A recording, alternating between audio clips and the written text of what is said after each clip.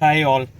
Motto ink കസ്റ്റംസിൻ്റെ ഈ വീഡിയോയിൽ നിങ്ങൾക്ക് പരിചയപ്പെടുത്തുന്നത് ഒരു ജിംനിയാണ്. നമ്മുടെ ഒരു പഴയ കസ്റ്റമറിൻ്റെ വണ്ടിയാണ്.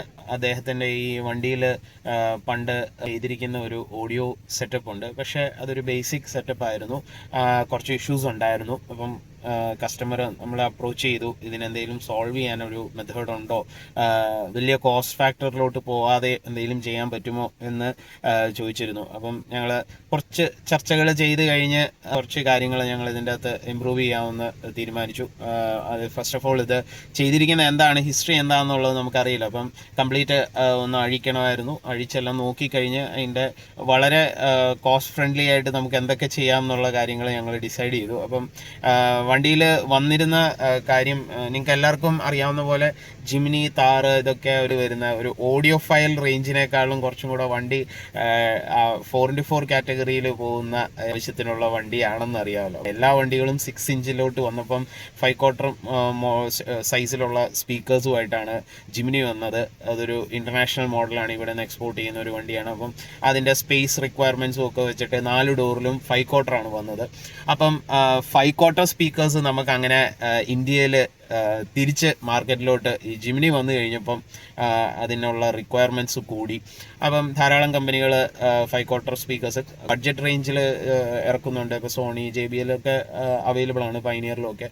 അല്ലാതെ ആൽപൈൻ, പൈനിയർ തന്നെ ജിംനിയുടെ ഡയറക്റ്റ് ഫിറ്റ് സ്പീക്കേഴ്സും ഒക്കെ ഇറക്കുന്നതായിട്ട് എനിക്ക് അറിയായിരിക്കും. നമ്മളും ജിംനി ലോഞ്ച് ചെയ്ത സമയത്തൊക്കെ ധാരാളം വണ്ടികൾക്ക് പൈനിയറിൻ്റെ തന്നെ ഡയറക്റ്റ് ഫിറ്റ് JM എന്ന് പറയുന്ന സീരീസിൽ വരുന്ന ഫിക്സ് ചെയ്തിട്ടുണ്ട്. അപ്പം എന്നാൽ ഈ വണ്ടി വന്നപ്പോൾ ഞങ്ങൾ ഇനിഷ്യലി തുറന്നു നോക്കിയപ്പം കണ്ടത് JBLൻ്റെ 5 ക്വാർട്ടർ നോർമൽ 35 വാട്ട്സിൻ്റെ ഒക്കെ ആ ഒരു കാറ്റഗറി വരുന്ന സ്പീക്കേഴ്സും, പിന്നെ ബാക്കിൽ സോണിയുടെ ഒരു നോർമൽ 2-വേ കോയാക്സിൽ 5 ക്വാർട്ടറുമാണ് കണ്ടിരുന്നത്.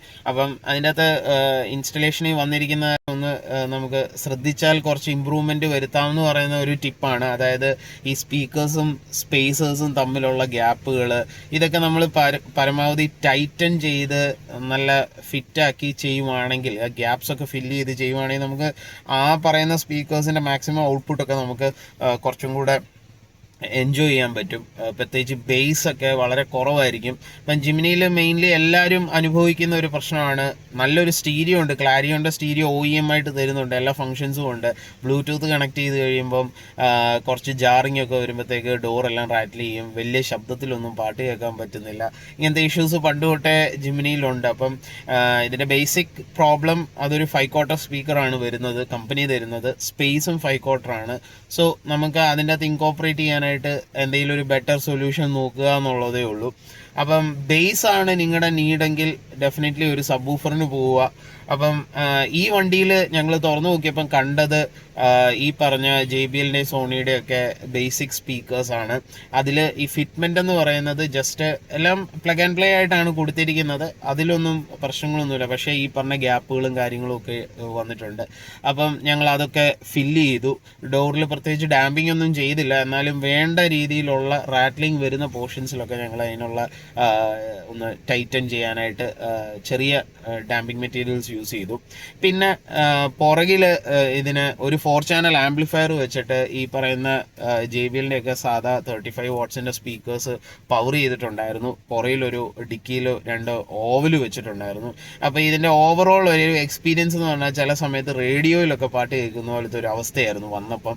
അപ്പം ഞങ്ങൾ ആദ്യം ഓർത്തു, ഇത് ഈ ഡിക്കിയിൽ നിന്ന് പാട്ട് കേൾക്കുന്നത് ഫ്രണ്ടിലിരിക്കുന്നവർക്കൊരു സുഖമില്ലായ്മ. അപ്പം നമുക്കത് അവോയ്ഡ് ചെയ്യാം. ഡിക്കിയിൽ നിന്ന് പാട്ട് വരണ്ട, ഇത് ഡോസിൽ നിന്നാണ് പാട്ട് വരേണ്ടത്. അപ്പം നമുക്ക് ആ സ്റ്റേജിങ് കിട്ടാത്തൊരവസ്ഥയിൽ ഞങ്ങൾ ആദ്യം തന്നെ ആ ഒരു പ്ലാൻ ഇട്ടു. ഓവൽസ് നമ്മൾ ഇതിൽ നിന്ന് എലിമിനേറ്റ് ചെയ്യുക. ഇവർക്ക് ഒരു 4 ചാനൽ ആംപ്ലിഫയർ ഓൾറെഡി ഫിക്സ് ചെയ്തിട്ടുണ്ടായിരുന്നു. അതിൻ്റെ വയറിങ്ങും മറ്റു കാര്യങ്ങളും വലിയ കുഴപ്പങ്ങളൊന്നും ഇല്ലായിരുന്നു. സബ് വൂഫറിലേക്ക് അപ്ഗ്രേഡ് ചെയ്യാനുള്ള വയറുകളൊക്കെ ഇട്ടു. ഒരു 10 ഇഞ്ച് ഡൈച്ചി സീരീസിലുള്ള ഹേർട്സിൻ്റെ സീൽഡ് എൻക്ലോഷർ ആയിട്ട് വരുന്ന ഒരു സബ് വൂഫർ വിത്ത് ഗ്രില്ലൊക്കെ ആയിട്ട് വരുന്ന ഒരു മോഡലുണ്ട്. അത് ഹേർട്സിൻ്റെ സബ് വൂഫർ ഞങ്ങൾ ഇതിൽ ഫിക്സ് ചെയ്തു. സ്പേസിൻ്റെ റിക്വയർമെൻറ്റ്സ് ഒരു പ്രശ്നമാണ് ജിമ്മിനിയെ. അപ്പം അതെല്ലാം കൂടെ മാനിച്ചാണ് 10 ഇഞ്ചിൻ്റെ ഒരു സീൽഡ് സബ് എൻക്ലോഷറിലേക്ക് പോയത്. അപ്പം അത് ഫിക്സ് ചെയ്ത് കഴിഞ്ഞപ്പം സബ് വൂഫർ ബേസിനെ ഹാൻഡിൽ ചെയ്യാൻ തുടങ്ങിയപ്പം ബാക്കി സ്പീക്കേഴ്സൊക്കെ ഒന്ന് ഫ്രീ ആയി. കൊണ്ടുവന്ന ആ സെറ്റപ്പ് തന്നെ വൃത്തിയായിട്ട് അവർക്ക് എക്സ്പീരിയൻസ് ചെയ്യാൻ തുടങ്ങി. പിന്നെ ഇതിൽ എടുത്തു പറയാൻ ഉള്ള ഒരു കാര്യം എന്ന് പറഞ്ഞാൽ ഇത്രയൊക്കെ ആംപ്ലിഫയറിൻ്റെ വയറിംഗ് കിറ്റും ഒക്കെ ചെയ്തേക്കുന്നതൊക്കെ വളരെ വൃത്തിയായിട്ടാണ്. ഞങ്ങൾക്ക് അതിലൊന്നും റീവർക്കിൻ്റെ ആവശ്യം വന്നില്ല.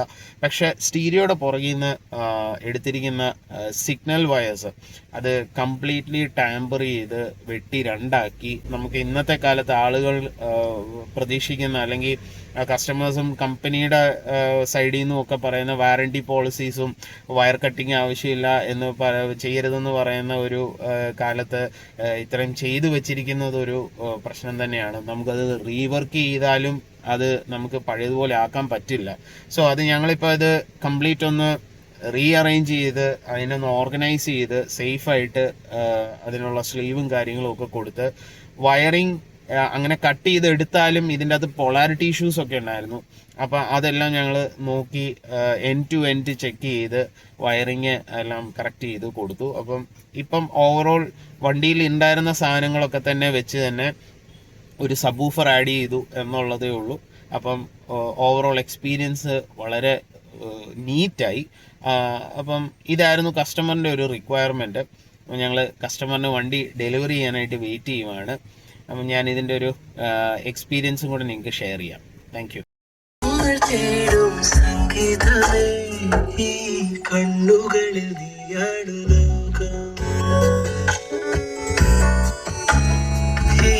കാതുകളിൽ